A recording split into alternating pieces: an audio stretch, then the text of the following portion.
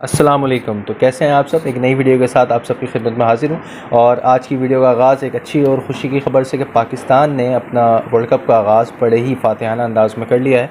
पहले मैच में हमने नीदरलैंड को शिकस्त दी। दूसरे मैच में आज श्रीलंका के साथ बड़ा एक्साइटिंग मैच हुआ। जैसा कि मैंने पहले भी मेंशन किया था कि इस पिच के ऊपर जब भी ज़्यादा रन्स पड़ते हैं तो उसमें गलती बॉलर्स की नहीं होती, क्योंकि ये पिच जो है वो इतनी डेड पिच है जिसमें बॉलर्स के लिए कोई ख़ास इसमें ना मूवमेंट होती है, ना कोई सीम पोजीशन इसमें नज़र आती है और ना ये ख़ासकर स्पिनर्स को कोई मदद देती है। तो जब श्रीलंका की इनिंग्स चल रही थी तो काफ़ी सारे लोग फिर से मायूस और नाउमीद हुए हुए थे कि ये हमारी बॉलिंग लाइन को एकदम से क्या हो गया है और क्या हम ये टारगेट जो श्रीलंका ने दे दिया था 344 रन्स का, क्या वो हम चेस कर पाएंगे या नहीं कर पाएंगे। तो मैं उस टाइम भी काफ़ी श्योर था कि इस पिच के ऊपर अगर एक एंकरिंग इनिंग खेली जाए और ज़िम्मेदारी से बैटिंग की जाए और अच्छी पार्टनरशिप बिल्ड की जाए तो ये यहाँ पे 350 प्लस के टारगेट्स इजीली चेजेबल हैं। और पाकिस्तान को एडवांटेज ये था कि पाकिस्तान ने ऑस्ट्रेलिया और न्यूजीलैंड के साथ अपने वार्म अप मैचेस भी इसी ग्राउंड में खेले थे और उसके साथ साथ नीदरलैंड के साथ भी उनका मुकाबला इसी ग्राउंड में हुआ था, तो वो काफ़ी यूज्ड टू हो गए थे इस कंडीशन से। तो जब टारगेट 344 का सेट हुआ तो ये चीज़ मुझे बड़ी कंफर्म थी कि अगर पाकिस्तान एक अच्छी पार्टनरशिप बिल्डअप कर ले तो वो ईज़िली इस मैच को जीत सकते हैं। उसके बाद जो ब्रिलियंट स्टार्ट मिली है अब्दुल्ला शफीक के कैरियर को, वो भी काबिल दीद है। पहला मैच उन्होंने खेला एशिया कप के अंदर श्रीलंका के ख़िलाफ़ ही खेला था, उसके अंदर उन्होंने 50 रन बनाए। फिर हमने फ़खर ज़मान को दोबारा आजमाया और अब्दुल्ला शफीक को बाहर करके चलें। एक्सपीरियंस्ड प्लेयर हैं फ़खर ज़मान को यूटिलाइज़ करते हैं, लेकिन फ़खर ज़मान फिर से उम्मीदों पे पूरा नहीं उतरे और अब्दुल्ला शफीक को आज मुकाबला चेंज में लिया, चेंज की टीम में और उस तब्दीली के अंदर अब्दुल्ला शफीक को मौका मिला और अब्दुल्ला शफीक ने उस मौके को दोनों हाथों से थामा और बड़ी ही अंडर प्रेशर इनिंग और एक ऐसी एंकरिंग इनिंग थी कि जिसके अंदर उन्होंने अपोजिशन को अंडर प्रेशर किया।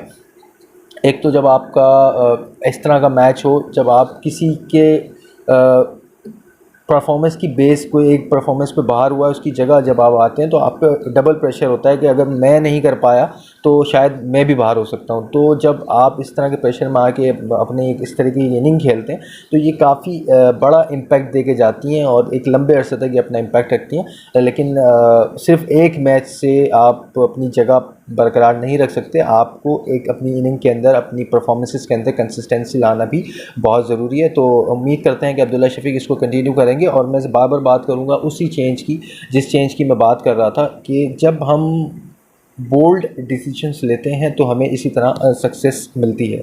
तो हमने एक बोल्ड डिसीजन लिया फ़खर ज़मान को, जो कि हमारे मेन ओपनर थे, मेन ओपनर को हमने बाहर करके अब्दुल्ला शफीक जो अपना दूसरा मैच खेल रहे थे और वर्ल्ड कप का गालिबन पहला मैच उनका था, तो जब हमने एक बोल्ड डिसीजन करके जब ये रिस्क लिया तो उसका नतीजा आप सबके सामने है। उसके अलावा जो एक बोल्ड डिसीजन मैं चाहता हूँ कि हमारी टीम मैनेजमेंट ले, सबसे बड़ा मसला ये है कि हमने शादाब खान को as a vice captain declare कर दिया, तो अब उन पर स्टैम्प लग गई कि भाई ये हर मैच खेलेंगे।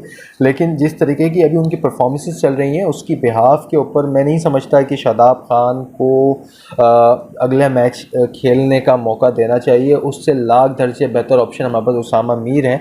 तो ये एक और बोल्ड डिसीजन अगर हम ले लें, जिस तरह हमने फ़खर ज़मान की जगह पे अब्दुल्ला शफीक को लेने का लिया है और अगर शादाब की जगह हम उसामा मीर को पाकिस्तान इंडिया के मैच में अगर ट्राई कर लेते हैं तो मैं समझता हूँ कि एक ट्रम्प कार्ड होगा पाकिस्तान के लिए और इंडिया के लिए भी एक सरप्राइज़ कॉल होगी।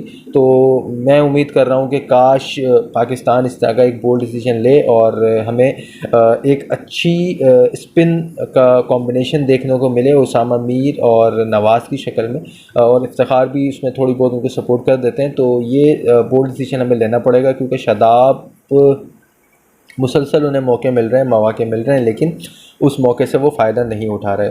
इसके साथ अब आज बात कर लें अगर हम रिजवान की, तो रिजवान साहब की इनिंग के अंदर काफ़ी एक्टिंग थी, एक्शन था, थ्रिलर था, यानी एक्शन से लेके एक्टिंग से लेके परफॉर्मेंस तक बिल्कुल सुपरस्टार वाली इनिंग आज रिजवान ने खेली है। जिस तरह उन्हें क्रैम्प्स आ रहे थे, जिस तरह क्रैम्प्स पे वो रिएक्शन दे रहे थे, तो वो काफ़ी इंटरटेनिंग इनिंग थी। और जो अप टू द मार्क उनकी जो अच्छी चीज़ लगी है आज के मैच के अंदर वो ये कि फिनिश द जॉब, उन्होंने अपनी जॉब को फिनिश किया और अपनी विकेट गंवाई नहीं। अपनी सेंचुरी पूरी करने के बाद भी उन्होंने अपनी टीम को आगे तक लेके गए, एंड तक लेके गए और मैच जिता कर ही आए। तो ये काफ़ी अहम होता है जब आप इस तरीके की इनिंग खेलते हैं। तो बिल्कुल रिजवान और अब्दुल्ला शफीक ने जो पाकिस्तान टीम को एक मोमेंटम दे दिया है, ख़ास तौर पे इंडिया के साथ जब आप खेलने जाएंगे अहमदाबाद के अंदर, तो उसके लिए जो आपको एक मोटिवेशन चाहिए थी वो अब आपको मिल चुकी है। लेकिन जो अहमदाबाद के अंदर जो सबसे बड़ा इशू है अभी, वो ये है कि इंडिया अहमदाबाद में खेल चुका है पहले, और बल्कि अभी कल खेलेगा इंडिया अपना अफ़गानिस्तान के साथ का मैच। और अहमदाबाद में जो ओपनिंग मैच हुआ था उसमें ग़ालिबन इंग्लैंड ने कोई 280 रन बनाए थे, लेकिन न्यूजीलैंड ने सेकंड इनिंग्स में उसको बड़ी इजीली चेस कर लिया था। तो इंडिया को थोड़ा सा एडवांटेज ये होगा, कल वो अफ़गानिस्तान के साथ उस पिच पे खेल लेगा। खेलने के बाद उस पिच पे थोड़ा सा स्पिन्स को भी मदद मिलती है। तो जब वो खेल लेगा तो थोड़ा सा यूज़ टू इंडिया रहेगा अहमदाबाद के नरेंद्र मोदी स्टेडियम की इस पिच से। और पाकिस्तान ने सारे मैचेस अभी तक वर्ल्ड कप के, चाहे वो वार्म अप हो या स्टार्ट के 2 मैचेस हों, वो खेले थे अपने राजीव गांधी स्टेडियम के अंदर। तो अब हैदराबाद से पाकिस्तान ने जाना है अहमदाबाद। अहमदाबाद में इंडिया ऑलरेडी अपना एक मैच खेल के ग्राउंड से यूज़ टू हो जाएगा पिच की कंडीशन से। तो पाकिस्तान के लिए बड़ा चैलेंजिंग होगा कि वो इंडिया के स्पिनर्स ख़ास तौर पर रविंद्र जडेजा को कैसे खेलते हैं, अश्विन को कैसे खेलेंगे। तो ये बड़ा चैलेंजिंग होगा पाकिस्तान के लिए, लेकिन एक अच्छी मोमेंटम के साथ पाकिस्तान जा रहा है। तो अब देखते हैं। बैटिंग डिपार्टमेंट से मैं मुतमईन हूँ, सिवाय इमाम के। इमाम नहीं समझ में आ रहे। सुनने में अफवाहें आ रही हैं कि शायद सलमान अली आगा वो एज ओपनिंग ट्राई करने की तरफ जाती है टीम मैनेजमेंट या नहीं जाती, ये तो वक्त ही बताएगा। लेकिन फ़िलहाल इमाम उल हक की भी परफॉर्मेंस जो है वो उस पर काफ़ी सवाल निशान उठे हुए हैं कि इमाम उल हक की जो परफॉर्मेंसेस हैं वो अभी तक अप टू द मार्क नहीं है। और हमारे बाबर आज़म भी वर्ल्ड कप में कोई बड़ा कारनामा अंजाम देने से अभी तक कासिर हैं। 2019 के वर्ल्ड कप में उन्होंने सिर्फ न्यूजीलैंड और इंडिया के अगेंस्ट एक अच्छी इनिंग खेली थी। 48 या 44 रन की उन्होंने इंडिया के अगेंस्ट खेली थी और न्यूजीलैंड के अगेंस्ट उनकी सेंचुरी थी। अदरवाइज़ 2019 में भी बूझे बूझे से बाबर आज़म नज़र आए थे। तो ये बड़ा अहम है कि बड़े मौक़ों पे आप किस तरह परफॉर्म करते हैं as a number 1 batsman of the world, आप किस तरीके से परफॉर्म करते हैं। क्योंकि हम अक्सर कंपैरिजन करते हैं बाबर आज़म का द ग्रेट विराट कोहली के साथ। तो विराट कोहली और बाबर आज़म, जो मेरा अपना ओपिनियन है, मैं आज आपको ये पॉइंट क्लियर करता हूँ। जिस लेवल पे विराट कोहली पहुँच चुके हैं उस लेवल पे बाबर आज़म को पहुँचने के लिए अभी बहुत वक्त चाहिए।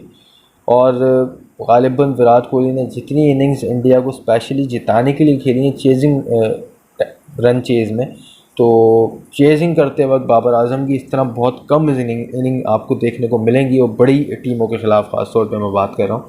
तो विराट कोहली और बाबर आज़म का जो कंपैरिजन है उसके अंदर मैं समझता हूँ कि Virat Kohli is still the best, और वो तेंदुलकर, सईद अनवर और top of the batsman Lara, उनकी टक्कर के बैट्समैन बनते जा रहे हैं आहिस्ता आहिस्ता। और बाबर आज़म को अभी बहुत टाइम चाहिए। हमने उनको सुपरस्टार तो बनाया हुआ, लेकिन उन्हें उस तरह परफॉर्म करके दिखाना भी होगा जिस तरह हमने बाबर आज़म को अपना सुपरस्टार माना हुआ है। ठीक है, नो डाउट अच्छे बैट्समैन है बाबर आज़म भी, लेकिन बड़े इवेंट्स के अंदर और बड़े मौक़ों पे जब तक आप अपनी परफॉर्मेंस नहीं दिखाएंगे जिससे आपकी टीम को स्पेशली फ़ायदा हो, ऐसी सेंचुरी और ऐसी इनिंग्स की कोई अहमियत नहीं होती अगर आपने की हो और टीम को उससे जीत ना हासिल हो। तो इस तरीके की इनिंग्स की हमें ज़रूरत होती है जिस तरीके की आज अब्दुल्ला शफीक और रिजवान ने खेली।